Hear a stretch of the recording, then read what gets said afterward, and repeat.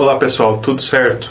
Para quem não me conhece, o meu nome é Paulo Perusso e eu vou trabalhar hoje com vocês o Estatuto da Criança e do Adolescente, especificamente as medidas de proteção.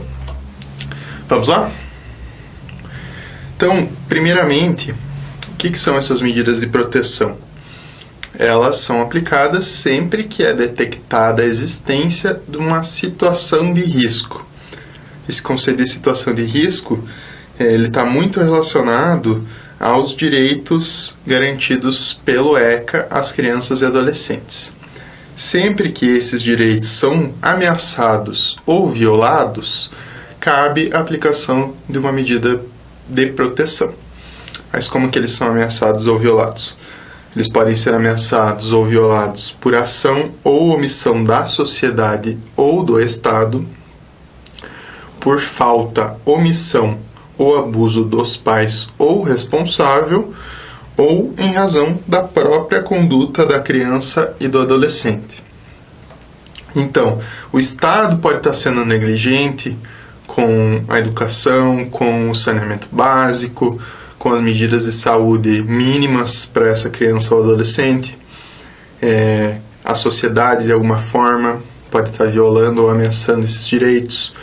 Os pais ou o responsável. Existem diversas formas dos pais ou responsável violarem esses direitos das crianças e dos adolescentes. Então, a gente pode ir do mais básico, que é a negligência, com as condições de higiene, saúde, matrícula escolar, amamentação,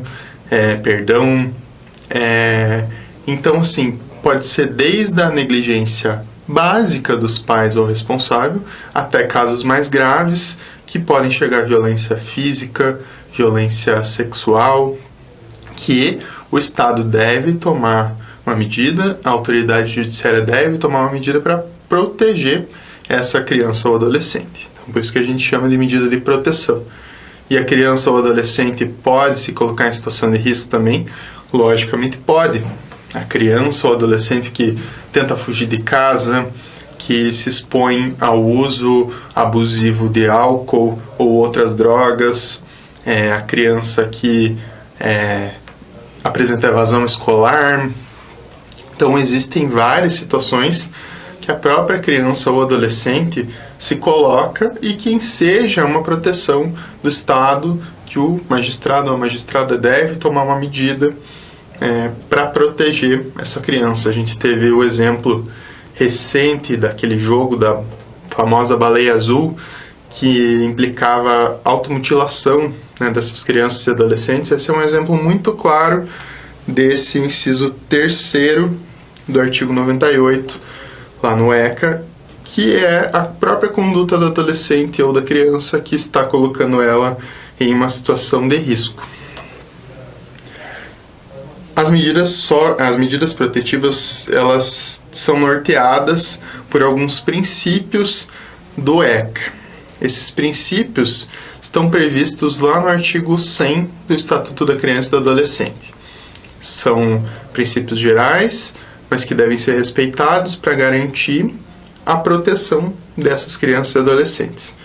Então, as necessidades pedagógicas dessas crianças e adolescentes devem ser preservadas, com o fortalecimento de vínculos familiares, sociais, escolares, a condição da criança e do adolescente como sujeito de direitos. Não é porque ele está numa situação de desenvolvimento que ele ainda não é sujeito de direitos.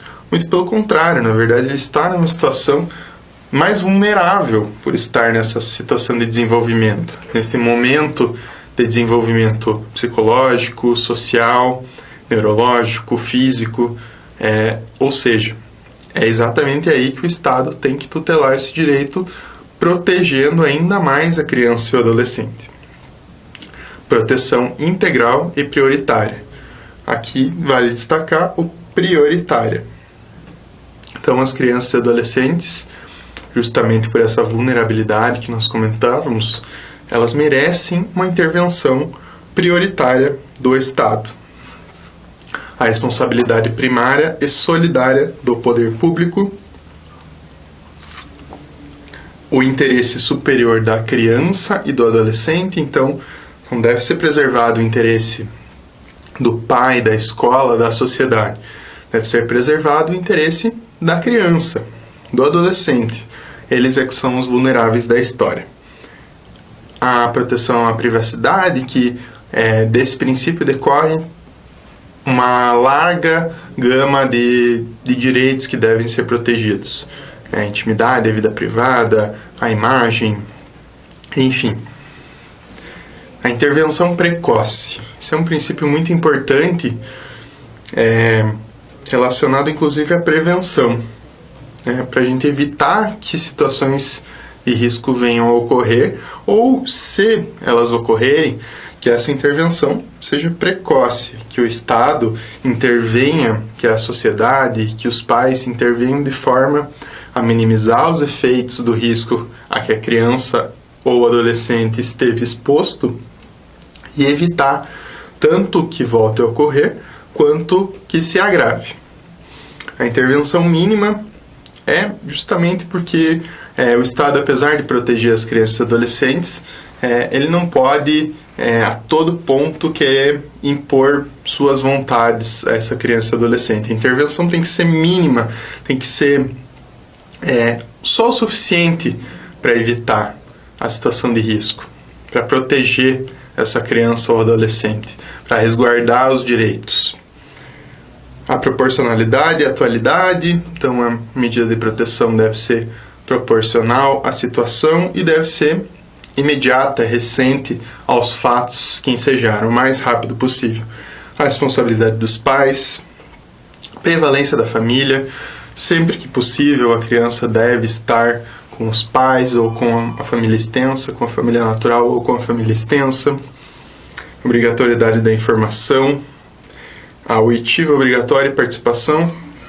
Esse é um princípio importante que eu quero destacar com vocês, porque apesar de a gente estar falando que eles estão em desenvolvimento, conforme cada estágio, seja a criança, seja o adolescente, eles já têm suas próprias vontades, nem sempre eles vão saber o que é o melhor para eles, porém, eles têm o direito, sim, de ser ouvidos, de participar das decisões que envolvem o futuro deles, em todos os aspectos, seja familiar, escolar, de profissionalização.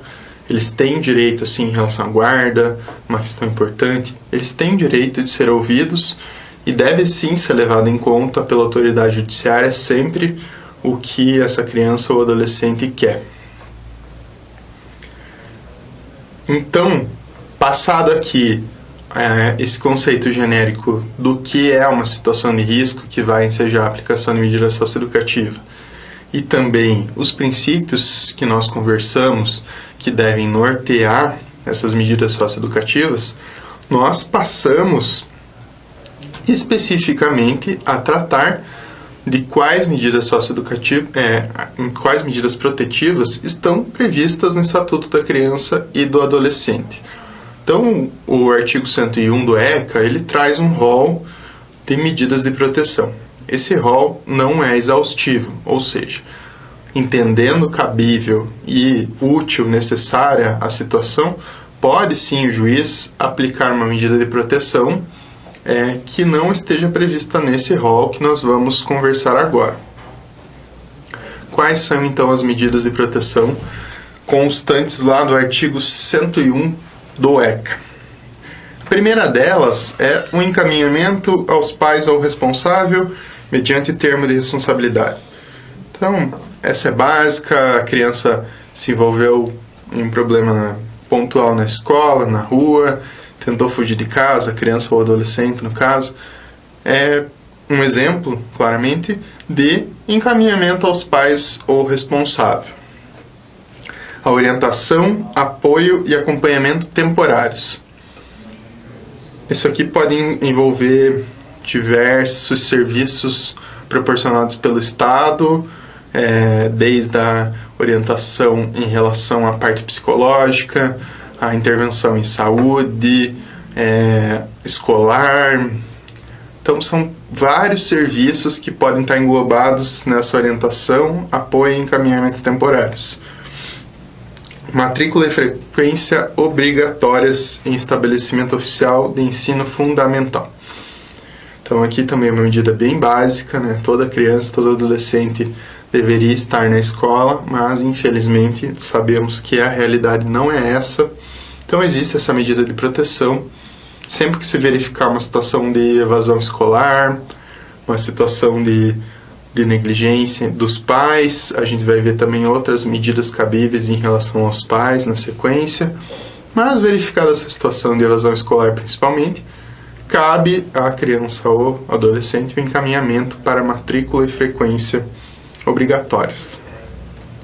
Nós temos também a inclusão em serviços e programas oficiais ou comunitários de proteção, apoio e promoção da família, da criança e do adolescente. Então, o que acontece? Geralmente, se nós estamos falando na aplicação de medidas de proteção, nós estamos falando também de problemas que envolvem além da própria criança e do adolescente. Geralmente, nós temos problemas relacionados ao núcleo familiar dessa criança ou adolescente. Então, não basta que a intervenção seja pontual e individual com essa criança ou adolescente. A intervenção tem que ser com o núcleo familiar. Então, às vezes, a evasão escolar, por exemplo, não parte da própria criança ou do adolescente. É a negligência com cuidados de higiene, de alimentação, e vários outros problemas, né? O uso de álcool e outras drogas, e vários outros problemas de violência, né? Violência sexual, violência física, verbal. Muitas delas têm relação com o núcleo familiar da criança e do adolescente, por isso existe essa medida de proteção que engloba um acompanhamento, uma intervenção com a família. Indo em frente, nós temos a requisição de tratamento médico, psicológico ou psiquiátrico, seja em regime hospitalar ou ambulatorial. Aqui também nós temos uma vasta gama de problemas que ensejam a aplicação dessa medida de proteção, que podem variar desde problemas simples, relativamente simples, de relacionamento interpessoal com os colegas na escola, problemas relacionados ao próprio ambiente familiar, de desobedecer os pais ou o responsável, problemas psiquiátricos mais graves que demandam consulta e acompanhamento com um médico especialista, muitas vezes com medicamentos, e a dependência química, a dependência de álcool, que em alguns momentos pode até ensejar uma internação compulsória, que deve seguir todo o procedimento legal cabível, com contraditório e tudo mais, mas é uma medida possível sim englobada dentro dessa medida de proteção. Nós temos também a inclusão em programa oficial ou comunitário de auxílio, orientação e tratamento a alcoólatras e toxicômanos. Então entra também naquilo que falávamos, esse problema de dependência de álcool ou outras drogas deve ser tratado, deve ser disponibilizado um tratamento adequado para essa criança e adolescente.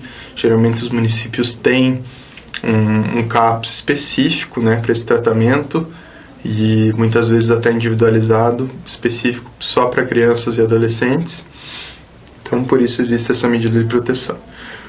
Aí as medidas de proteção vão ficando cada vez mais invasivas, que é o que se evita, mas infelizmente em diversos casos não há outra alternativa. Então aqui a gente fala, por exemplo, da medida de proteção de acolhimento institucional, né? Talvez a mais invasiva delas, e aqui traz mais traumas para essa criança ou adolescente, deve ser pautada pela brevidade, mas mesmo assim, em diversas situações, como a lei prioriza assim, reingresso no núcleo familiar ou na família extensa, a criança acaba ficando institucionalizada por muito tempo, e isso pode trazer diversos problemas para a vida dela.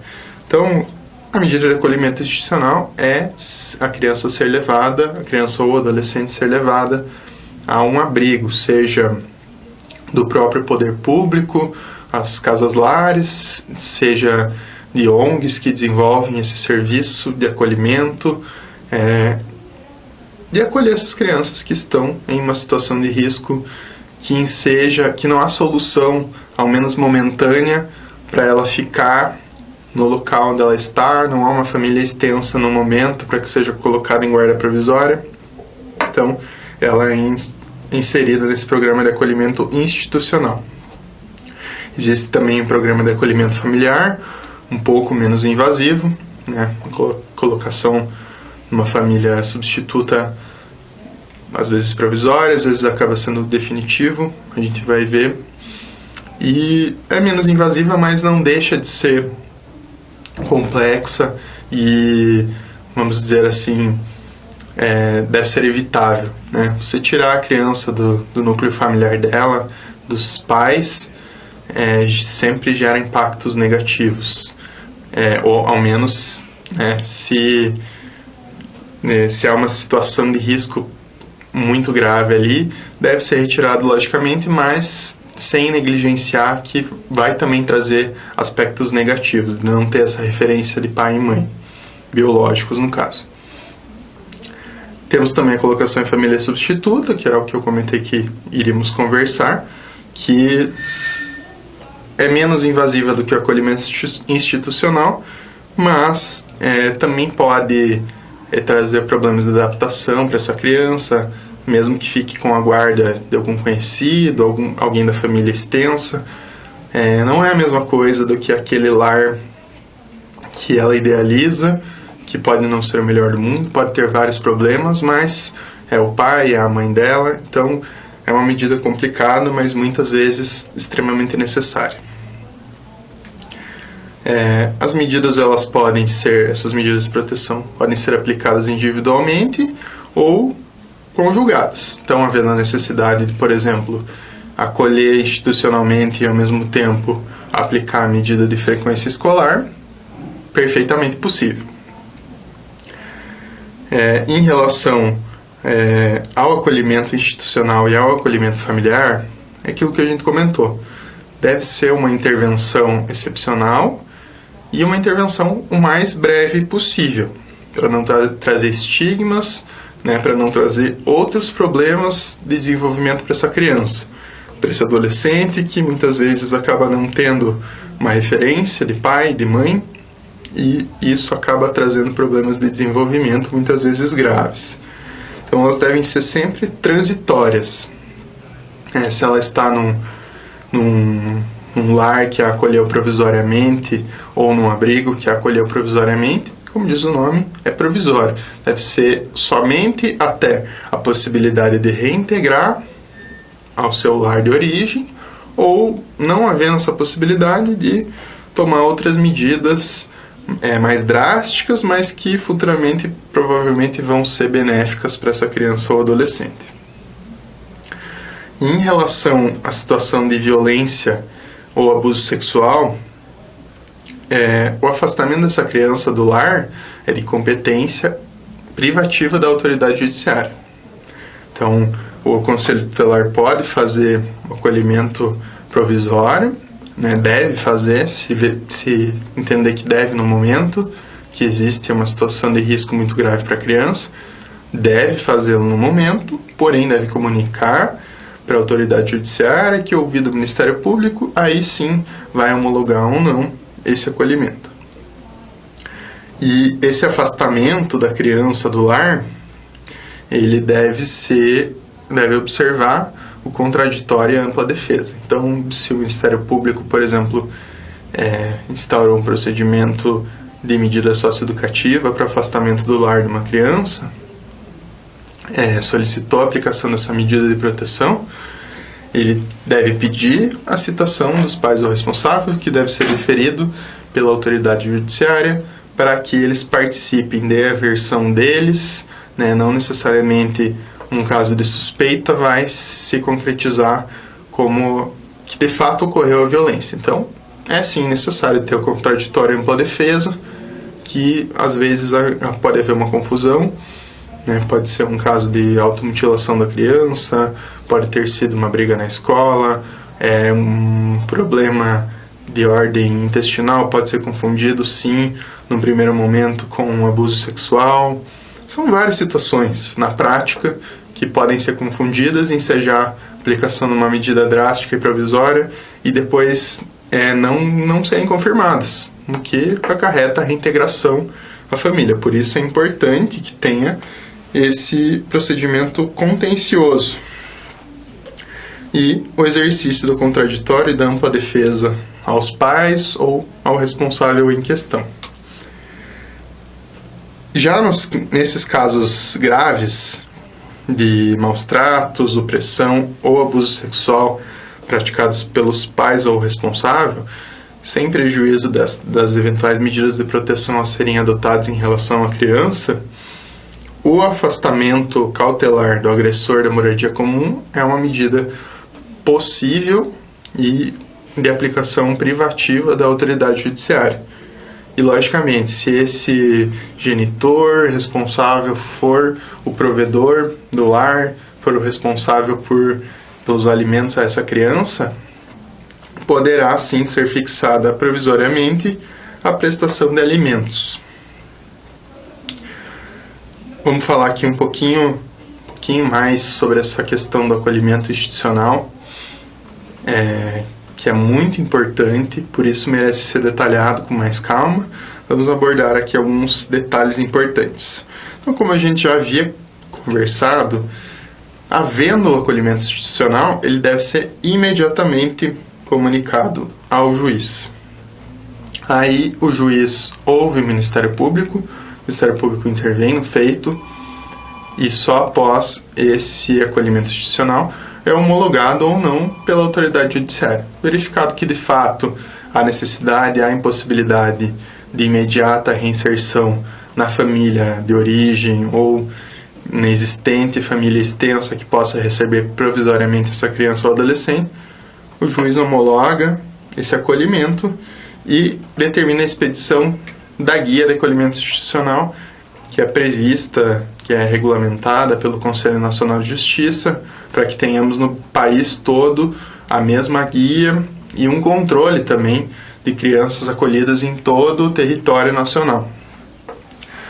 Acolhida a criança, a instituição de acolhimento, seja municipal, seja uma ONG que está prestando esse serviço à comunidade, vai ofertar o plano individual de atendimento para esta criança, que vai ter como principal objetivo, além da proteção aos interesses dessa criança, logicamente a reinserção no lar de origem.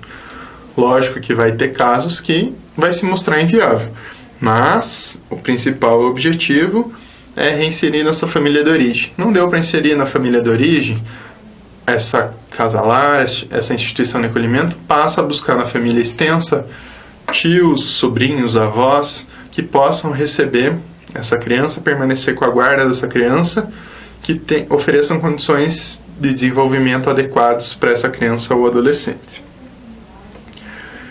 Então, o acolhimento ele deve ser sempre no local mais próximo da residência dessa criança ou adolescente, justamente para, nos casos em que apesar de que naquele momento não era adequado permanecer com os pais, com o pai, com a mãe, com o responsável, o Estado ainda tem a possibilidade de tomar algumas medidas para readequar essa estrutura familiar, seja porque está passando por necessidades financeiras, que não está provendo o mínimo de condições para a criança, seja condições de higiene, seja vício em substâncias entorpecentes, situação de violência.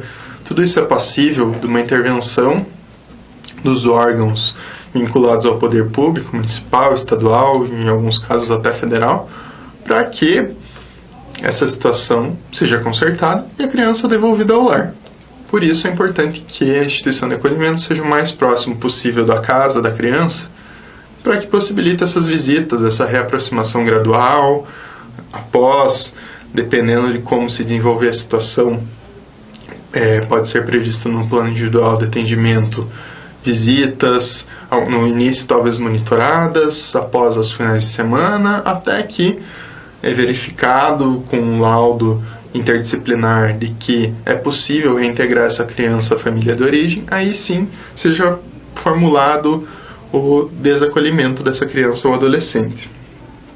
Então, existindo essa possibilidade de reintegração, a instituição comunica, né, ao Ministério Público, à autoridade judiciária, que analisam se é possível. Agora, e se não for possível?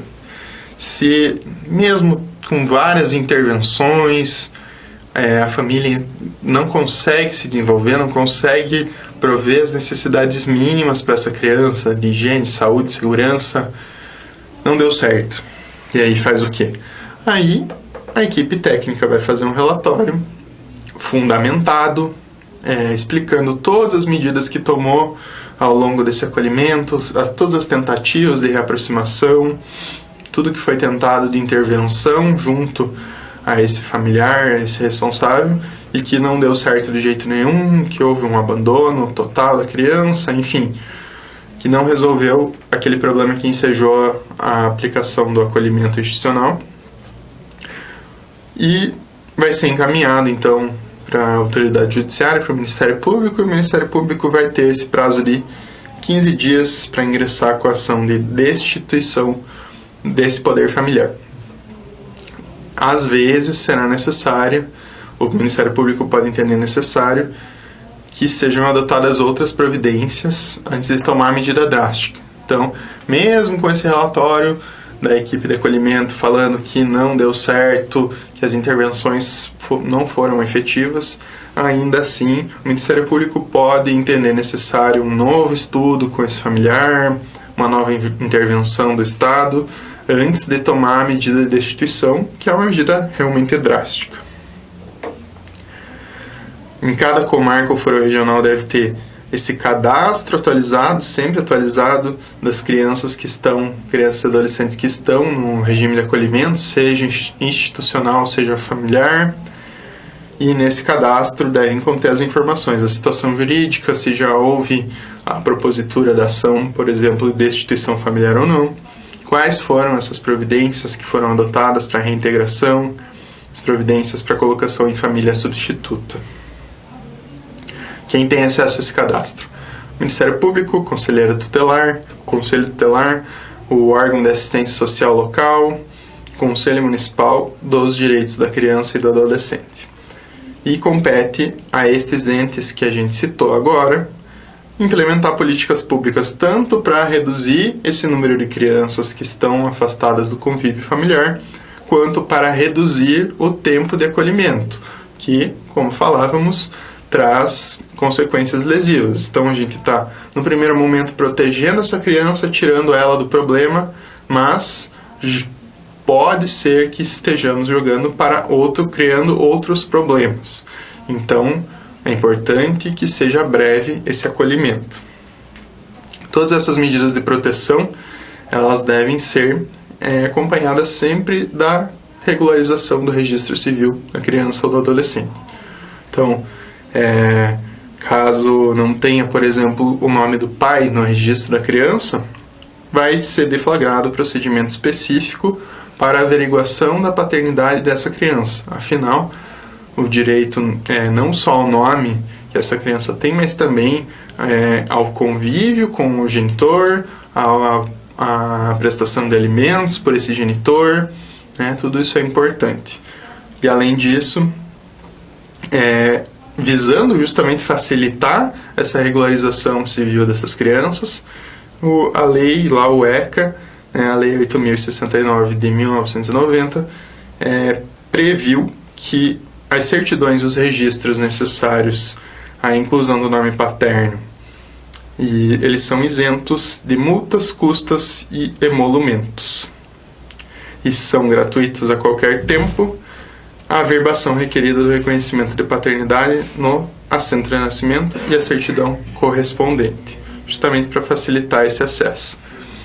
Como mencionamos anteriormente, existem as medidas de proteção, que são aplicáveis às crianças e adolescentes, mas também existem medidas que podem ser adotadas em face dos genitores ou do responsável por essas crianças. Elas estão previstas no artigo 129 do Estatuto da Criança e do Adolescente. Nós vamos, então, dar uma passada por elas nesse momento. A primeira delas é um encaminhamento a serviços e programas oficiais ou comunitários de proteção, apoio e promoção da família. A inclusão em programa oficial ou comunitário de auxílio, orientação e tratamento a alcoólatras e toxicômanos. O encaminhamento a tratamento psicológico ou psiquiátrico, o encaminhamento a cursos e programas de orientação, a obrigação de matricular o filho ou pupila e acompanhar a sua frequência e aproveitamento escolar, a obrigação de encaminhar a criança ou adolescente que esteja sob seus cuidados a tratamento especializado, a medida de advertência e aí as mais drásticas, como mencionado, se nenhuma intervenção funcionou, então nós temos a perda da guarda, nós temos a destituição da tutela, a suspensão ou destituição do poder familiar. Então essas são 6 medidas drásticas, devem ser evitadas, aplicadas somente se comprovada mesmo a sua necessidade, porque também podem gerar problemas para essas crianças e adolescentes. Então é isso, nós terminamos aqui esse apanhado das medidas de proteção à criança e adolescente, que estão previstas lá no Estatuto e são aplicáveis sempre que houver violação ou ameaça a algum dos direitos previstos no ECA. Beleza, pessoal? Bons estudos. Até mais.